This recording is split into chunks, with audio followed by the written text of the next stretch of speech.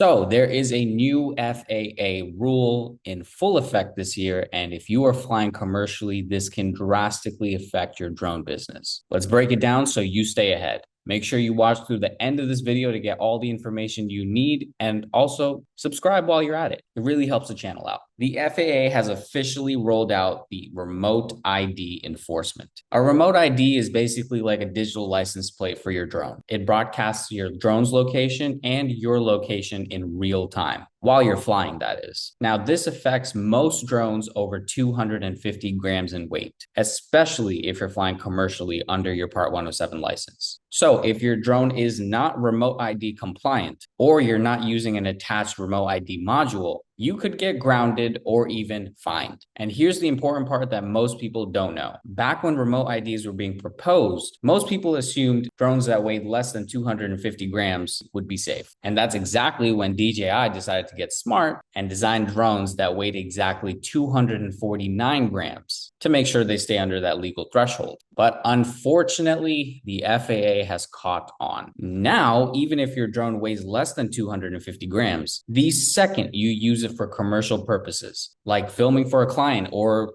shooting a video to upload it for monetized use on YouTube, you must register it and follow remote ID rules. So yeah, that little loophole that we all used to start our drone businesses a couple years ago is basically closed. Now you might be asking, who's exempt from this? That would be the recreational flyers, the people who just fly for fun, who are flying sub 250 gram drones. But as soon as money starts becoming involved, you are now held to the new standard. That being said, here's how you're going to stay safe and legal. First, make sure your drone is equipped with remote ID. Newer DJI drones are usually ready to go. If not, buy a remote ID broadcast module. They usually run for about 250 bucks. Back in the day, it used to be way more, so we're still good. Next, you want to register your drone or your remote ID module with the FAA Drone Zone. Remember to keep all your paperwork handy, that is digitally or printed, especially when flying. And by the way, this isn't just about rules, it's about your credibility. Clients only want to work with professionals. So if you show up with a drone that's not compliant, or even worse, the FAA spots you through your publicly posted content, it could cost you not only your revenue because of those enormous fines,